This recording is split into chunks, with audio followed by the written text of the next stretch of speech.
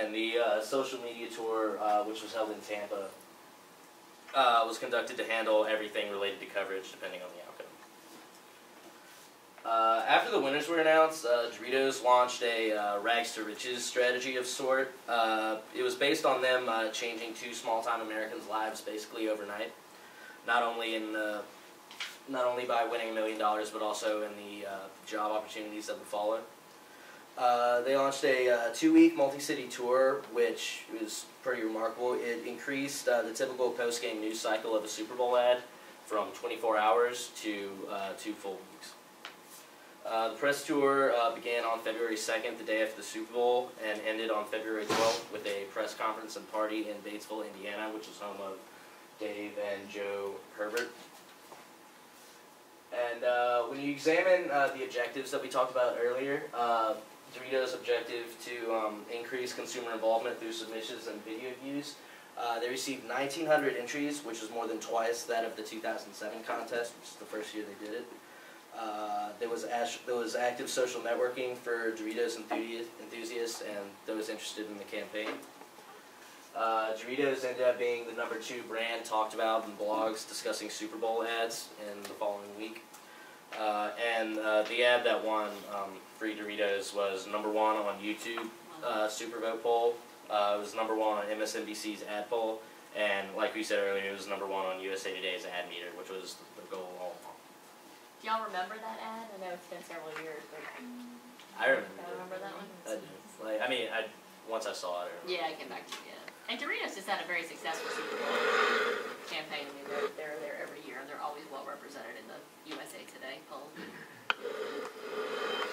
And the second objective of generating 600 million media impressions in mainstream youth media, they actually ended up generating twice that, and they exceeded the results that they had from the previous year.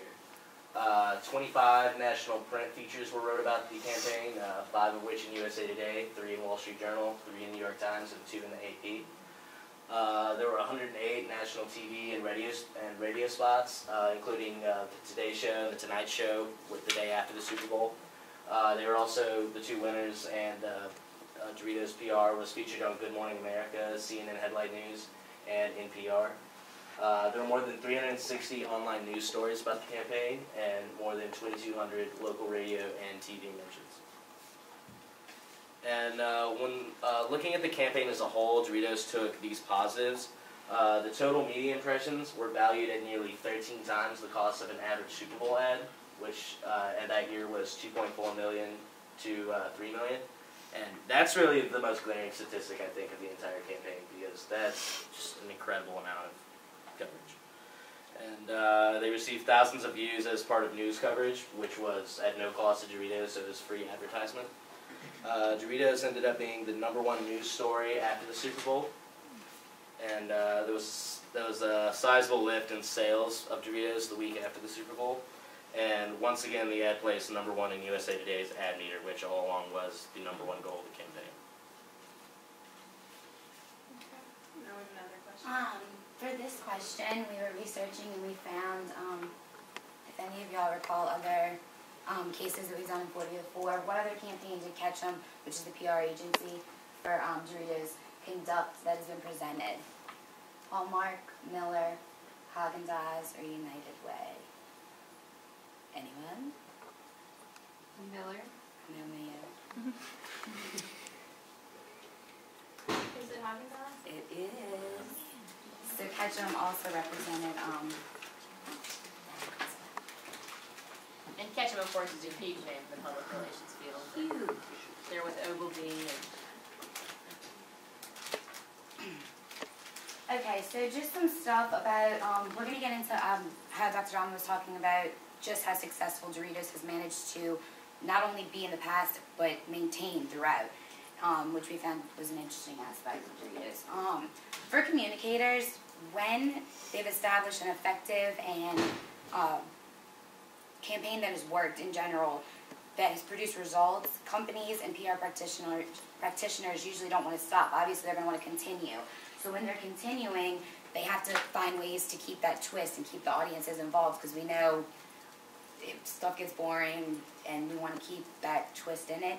So they make improvements. They keep it interesting and successful, and they've done that throughout the years in different ways. It's essentially how Crash the Super Bowl has become a cultural phenomenon. Some brand consultants even have called it the campaign of the decade. So for the past few years, Doritos has given fans the most popular Super Bowl commercials of the Super Bowl, like for the Super Bowl. Super Bowl commercials of Super Bowl commercials in general. The brand, so they decided to analyze what has worked in the past, and they decided to take that and progress by continuing campaign success. Some ways they've done this, in the 2009-2010 installment, instead of just trying to get that top spot, they tried to get Doritos fans to take all 3 of those top spots on the ad meters. And they offered $1,600,000 and $400,000 to the first, second, and third if they could do it. 6 consumer-made ads were selected for the finals, and each got a prize of $25,000 and a trip to the Super Bowl for 2.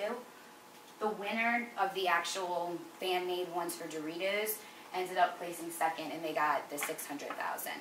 They didn't get all top 3 yet, but they still work toward that goal today. A big part of this entire campaign is the progression of when they started in the fall of 06-07, there was 1,065 commercial entries from submissions made by fans. And now for this one, for the one that was this past year, 2011 and 2012, they've gotten all the way up to 6,100 installments, which is a huge jump. That's over 5,000 submissions. So essentially their campaign is working. They're changing it up enough to where people are still interested. People are still going and voting. The hype's still there for it.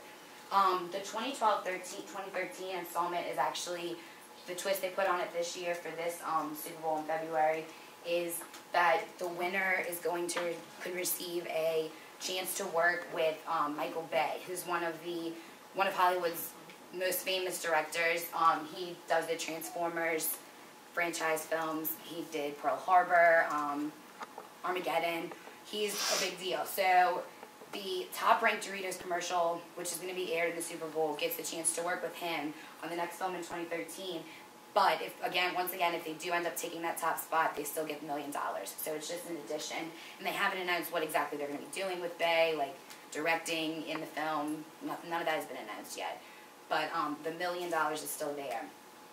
Another thing that they're doing this year is to appeal to the interests of not just people who direct and create films, because if you don't really know anything about that or you're not interested in it, how do you get involved? And a way that they're doing that is they're giving Doritos consumers a chance to go on the Facebook promo page and offer them a chance to have their pets, their home, even themselves in the 2 ads that are going to appear. The 2 top ads are going to appear for Doritos in the Super Bowl for 2013 in February. This is the actual Crash the Super Bowl website, which it started out just as a normal website, but then because the social media got so involved, consumers got so involved, they made it directly linked to like the Facebook of it. You don't have to log in. But